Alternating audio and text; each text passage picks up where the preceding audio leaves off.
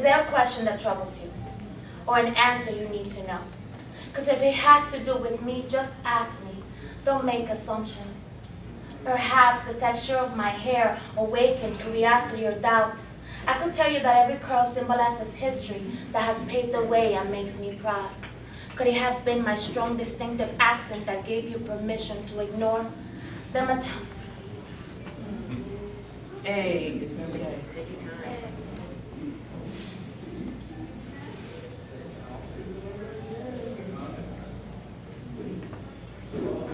I understand your motivation. An unknown child turns to you for protection, and without hesitation, you condemn the person involved. It just struck me as odd, your disregard for verification. Instead, I felt the apprehension caused by the way I spoke. There was more importance in the color than the meaning of the words. But let's address this once and for all, and let's put out in the open what you did not ask, but was imperative for you to know. You see, I'm a woman who at the appropriate time for me decided to accept the gift that I was given and not fight it. Accept the opportunity to love someone with all my might and not only sustain their life, but feel it grow inside me. Extreme gift the Lord gave me. Instead of one life growing within me, there were two. I have to admit, the responsibility scared me. But through prayer and faith, my life was twice blessed, receiving two angels from heaven. They were tiny, helpless, in need of protection and love, but they gave my life new meaning and purpose. My entire life was put on hold. There was no career, house, or job. Their well-being became my focus. There were many tears and sleepless nights, struggles I never thought my family could ever survive. All that to have you walk into our lives, a complete stranger whom my children just met, having the nerve to question my love and respect for them. You never gave me a chance to explain. In your eyes, I was guilty, my self-respect outraged. And not only pointing the finger, but having me arrested and making me pay for what? The sacrifices I've made? In handcuffs and in pain, any dignity I had left evaporated with the fire felt from those who judged me as I took that walk of shame. In my mind, still vivid and alive, every tear from deep inside just begging God to please help me survive. I only have horrible memories of that night, as my body was scrutinized, turning my insides out, dimming the bright light in my life, feeling everything going dark, humiliated by that one moment, and asking God, why? You left me with no choice. You left me with no choice but to climb out of the hole that I was thrown. How could you have known? You could have never even imagined the immensity of the power that I hold. You see, I'm a mother. In case you didn't know, mothers possess a natural animal strength that has been tamed, that if disturbed, can face off against the most vicious predator in any domain.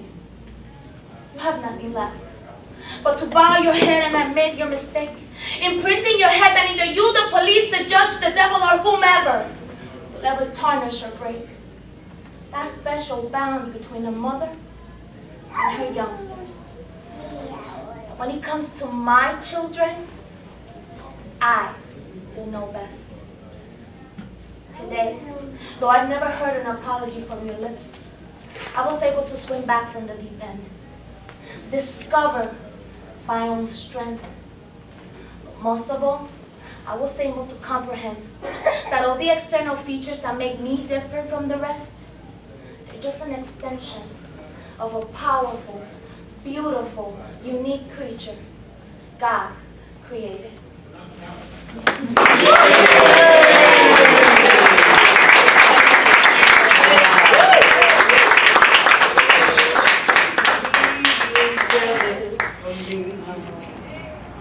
His love's like a hurricane, I am a tree, bending beneath the weight of his wind and mercy.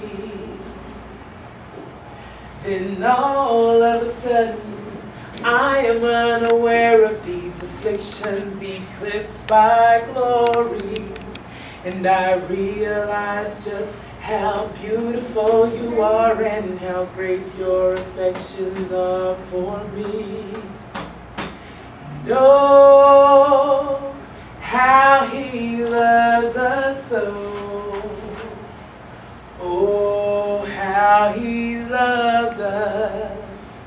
How he loves us so. Know how he loves us so. Oh, how he loves us. How he loves us so. He loves us. Oh, how he loves us. Oh, how he loves us. Oh, how he loves. She explained to me that she truly wants to know the Lord, that she longs to be in love with her Creator. She said, it's hard to find love in a world that's dominated by everything but God, or so it seems. But being that God is, she has hope. She still walks with her head held high and searches for him wherever she goes. She told me, I've been chasing God. I've listened to the rhythm of drums, and I thought I felt him last night even, as the Spirit danced along the vibrato of the voices of psalmists. I've cried, asking him to show himself to me so that I can see that he is real.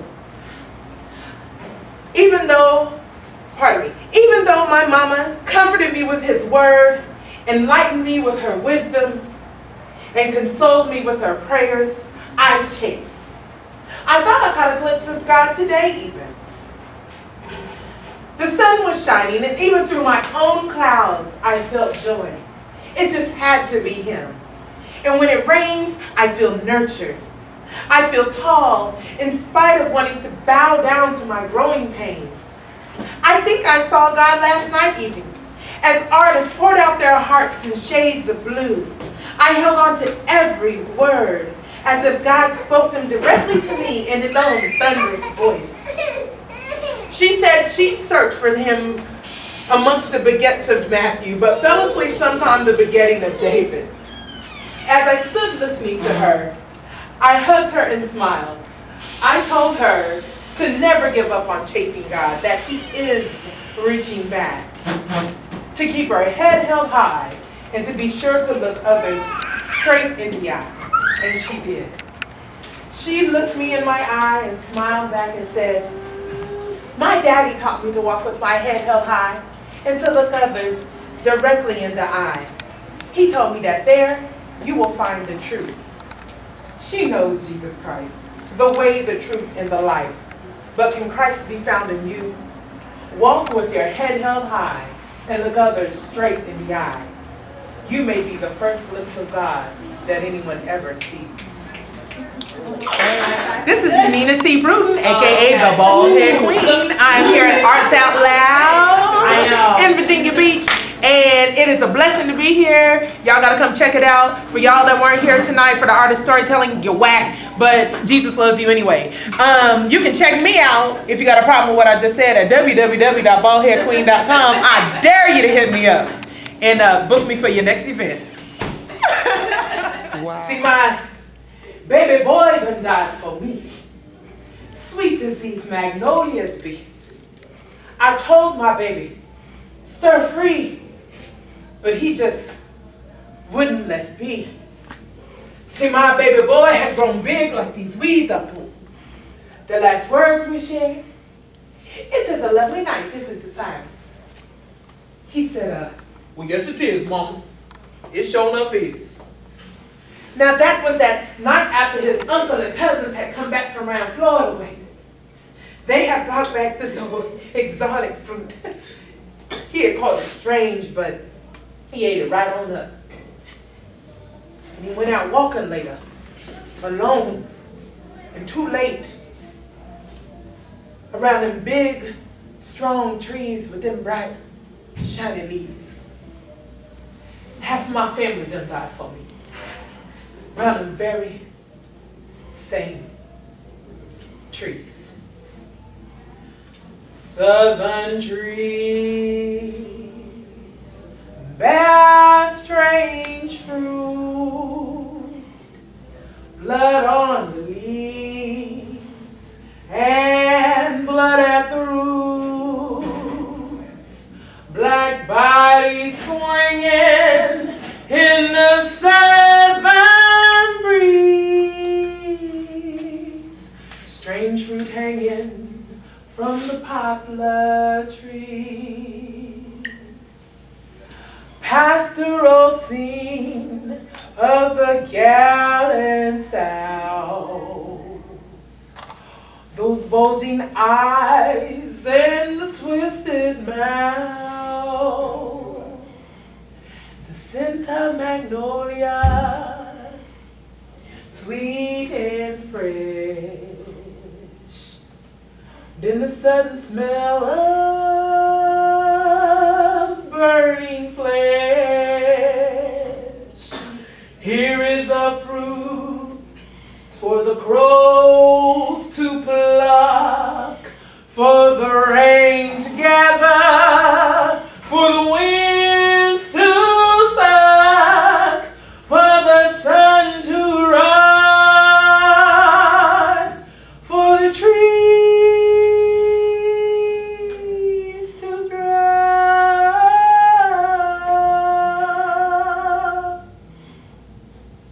Here is a strange and bitter cry. Today, there is a new strange fruit. Mothers and grandmothers still send their sons and daughters out into this world, leaving themselves alone to their worries. Will my son be okay? Will my baby girl make it home to me today? But see, strange fruit no longer hangs from trees. It falls from branches weakened by generations of family roots planted in bad soil. The next generation growing up from beneath that same tree like weeds, fighting and pressing their way through cracks and concrete in these Virginia Beach streets. We are a new strange fruit. But instead of descendants of Robert E. Lee, our fruit is being plucked by hands topped with chocolate like me. We are a new strange fruit. That's that.